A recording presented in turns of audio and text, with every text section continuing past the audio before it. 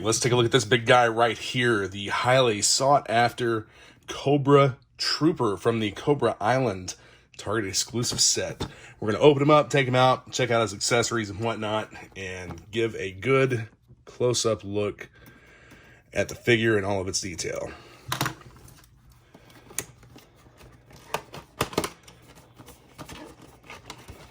There we go. No damage to the box. A successful opening. I'm kind of reaching around the camera stand here, so it's not the most comfortable. Hopefully I won't bump into it or anything. All right, so in the figure tray, we have the armband, 2 pistols, the knife, and the sheath for the knife is here, the long-range rifle, and we have a regular assault rifle, the goggles, and a helmet. Pop the helmet out. That is a soft, rubberized plastic, like a lot of the accessories. I'm sure this is a soft, rubberized plastic as well. The armband, kind of an odd choice for an accessory, in my opinion. The armband's a little bit different. The paint app on it is, the paint app actually looks like it was kind of sloppily done. Let's put that off to the side there. And again, the quote-unquote blasters that these figures come with, they're Nerf guns. So this is a long-range Nerf gun. I'm not. I didn't look up the actual Nerf guns that they're basing these on, but this looks like the Fortnite long-range rifle. And let's get this one popped out here. Yeah, I did bump the camera. So there we have the other one. And it has these large pegs. This one has a large peg, and the long-range rifle also has a large peg that will plug into the figure's backpack. The backpack is actually installed on the figure already, I believe. No, it's not a backpack. It's a plate carrier. They plug into the armor plate on the figure's back. We'll see if we can get that off and take a look underneath and see if it has the same back hole that the other figures have. So all of these accessories, the knife, the 2 pistols, and the goggles are all taped in. So I'm going to remove that tape closure here real quick so that I can get these out. A little easier to do it off camera so that I don't A, cut myself, or B, destroy the tape and not be able to reuse it. This was a thin piece, and this down here is a wide piece of tape. And we'll take a look at the goggles here real quick. I'm going to zoom in on these. You have the slits for the eyes. I don't know if you can see on camera the red. It's a little bit faint, but it's there. The paint app on the goggles. Then you have the pistol blaster, which is also based on a Nerf gun, and the knife. The knife actually has quite a bit of detail to it. If you can see here on camera, the blade is actually coming out of a snake's mouth.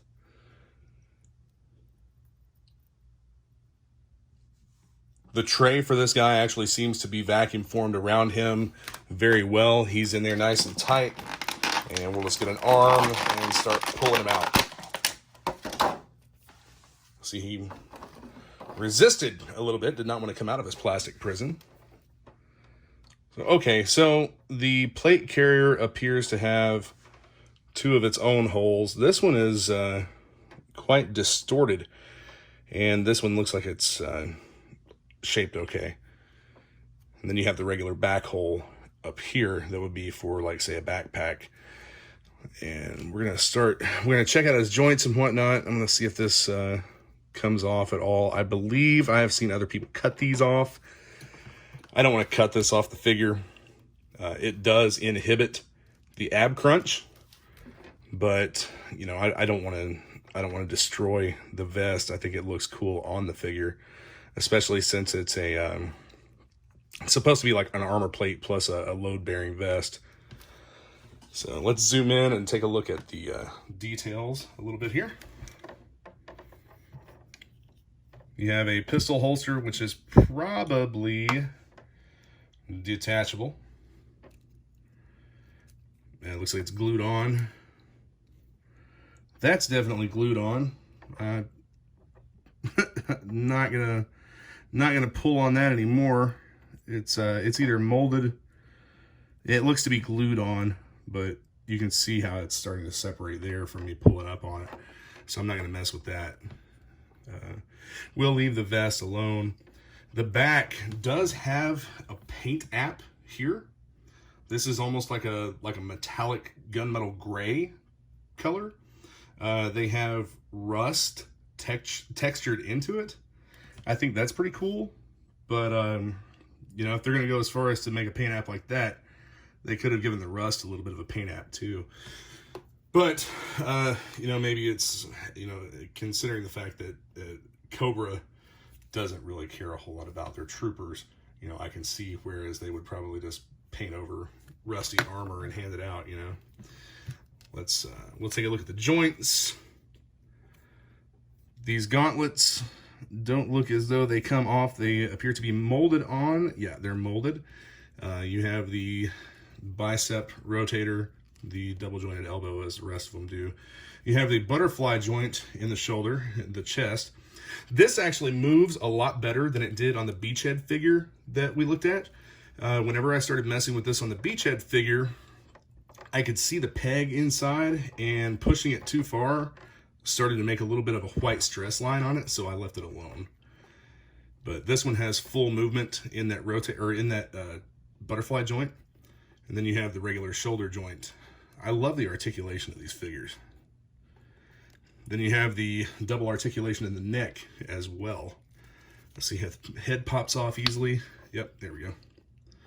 And there, see, you have that rotation up and down, and then you also have the this post here that moves.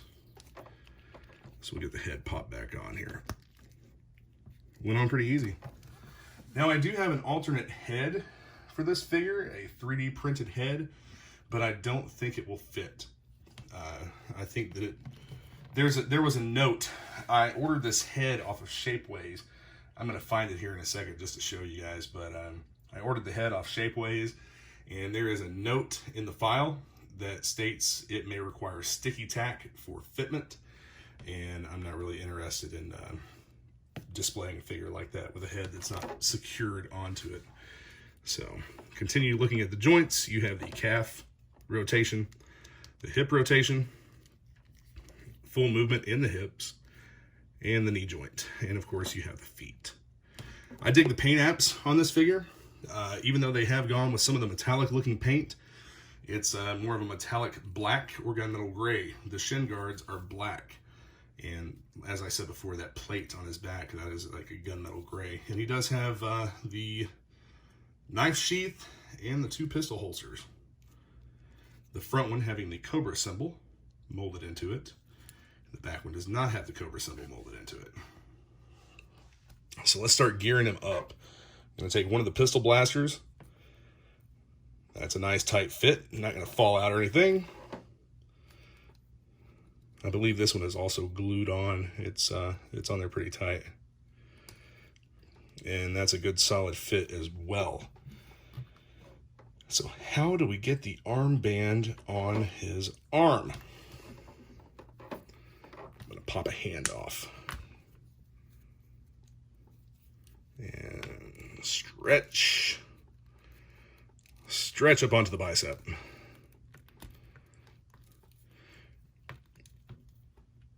And with it being a soft rubberized plastic, it goes on there pretty easy.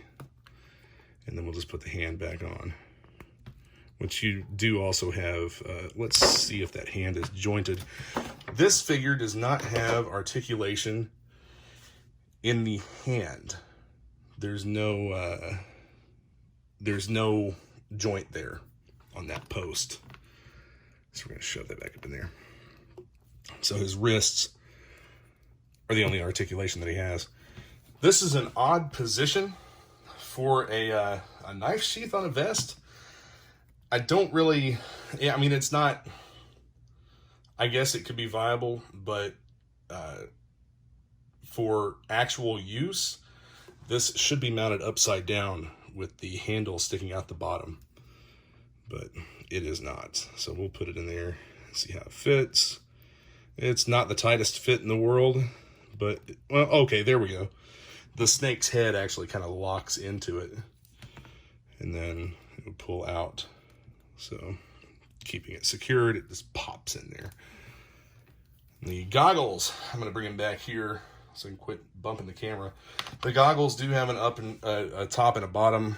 You have a little bit more space down here for the nose. So we're going to put these on. And the goggles are a really nice fit.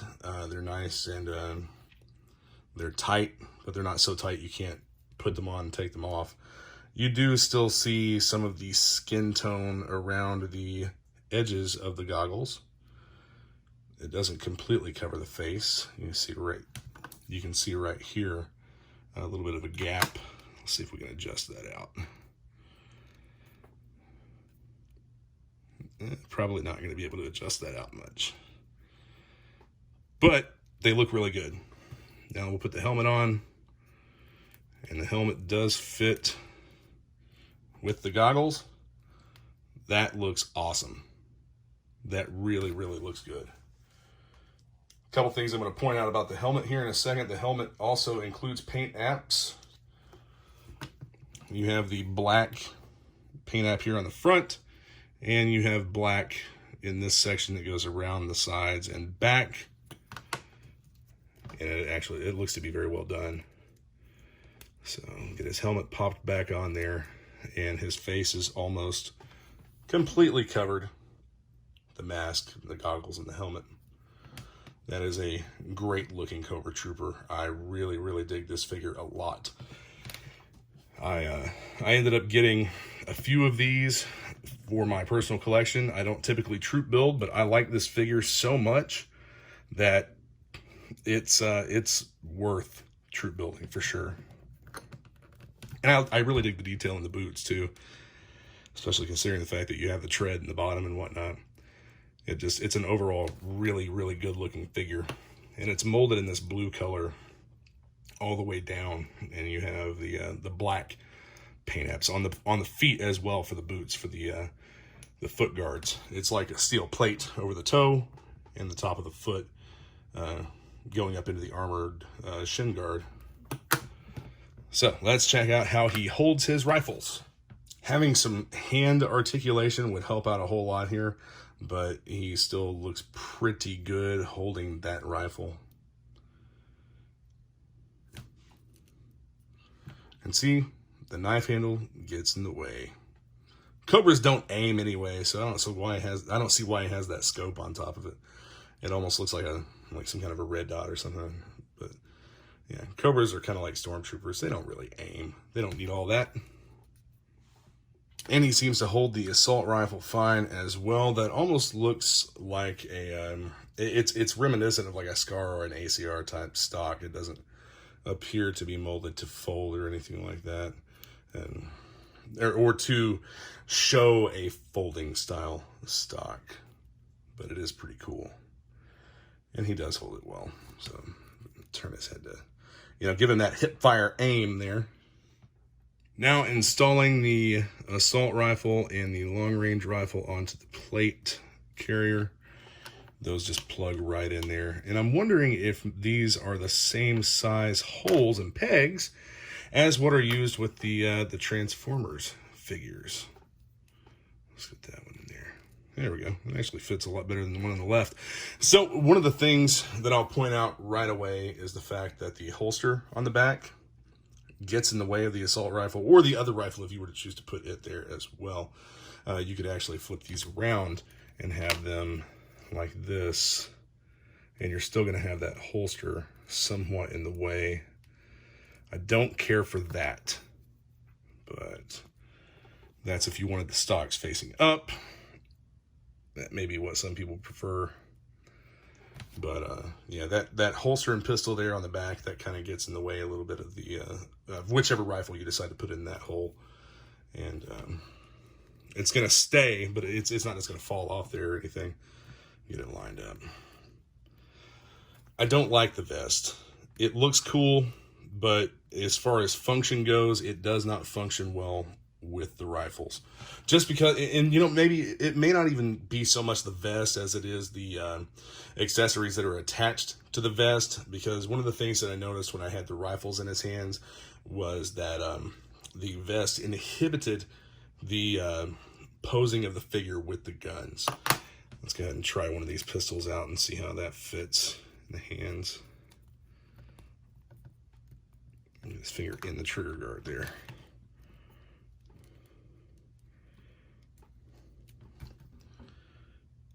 That fits. That looks good. Come on, let go. But yeah, I would change a little bit of that. I would make the accessories attachable to the vest so that you could have them on if you wanted them on, and could take them off if you wanted them off. The same with the vest. I would have the vest be removable, much like the web gear on one of the other figures that we just looked at the other day. But anyway, I'm sorry, the Hydra Trooper, that guy, his web gear and stuff was removable on that Marvel Legends figure, and I think that they would have done well making this removable as also. I don't think that you can just pop these arms out. I'm not going to try, but if you could pop the arms out, then you'd be able to slide the vest straight up over the torso. But I'm not going to try and remove those arms. Overall, the figure is a win. I think that they did an awesome job with it. I really, really enjoy this figure a lot. It was one of the better ones that they've done. This is right up there with Beachhead. Beachhead was an awesome figure, and I think they did a really smart job with him. Let's make him look up at the camera. Yeah, I think they did a really smart job with Beachhead and with this figure as well. So I hope that you're all able to get some of these guys. I know it's going to be tough trying to get them in Target stores with so many people buying them up and throwing them straight on eBay. You know, it's not even collectors that are getting them doing that. It's just people trying to make a quick buck. And with the way that everything is right now, I can understand why everybody wants to make a dollar that, you know, may or may not be working or whatever. But, you know, that's it makes it a little bit difficult. I wish that they would just put these on Hasbro Pulse or something and sell them there. You know, do a massive pre-order like they've done for a lot of the other figures. I'm getting to the point where I don't like store exclusives at all. They don't supply enough product, and they're not reliable with their release dates. We've had 2 different street dates on these figures. We've had 8/1 and we've had 8/14. I've had stores refuse to sell them to me, have them in the back, and refuse to sell me any of the figures, along with a group of other people that were at the store as well trying to get these. Refused to sell them until 8/14. Yet other Target stores had been selling them and whatnot. Other Target stores in the area had actually sold the Cobra Island figures. It just makes it very difficult as a collector, and it makes it next to impossible for kids that are into Legends and are getting into GiJoe. It makes it pretty hard for kids to do too.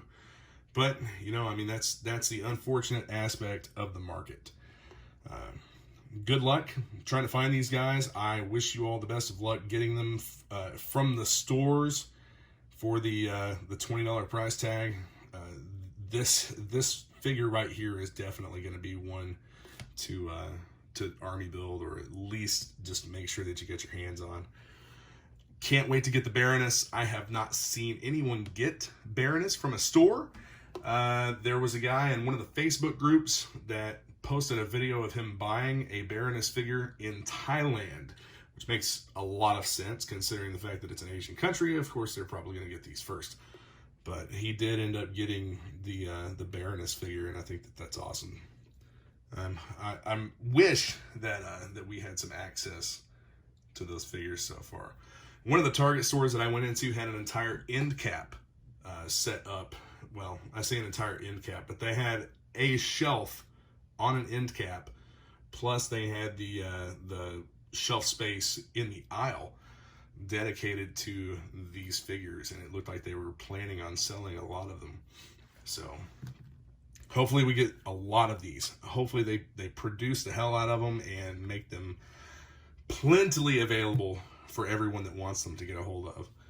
So, all right, be sure to hit that subscribe button. Stay tuned for more. I have other figures that I'm going to be doing videos with. The Masters of the Universe Origins series figures. I have, I need 2 more figures to have that full set. So, but anyway, Cobra Island, Trooper, check this guy out. Get him if you can. Yo, Joe.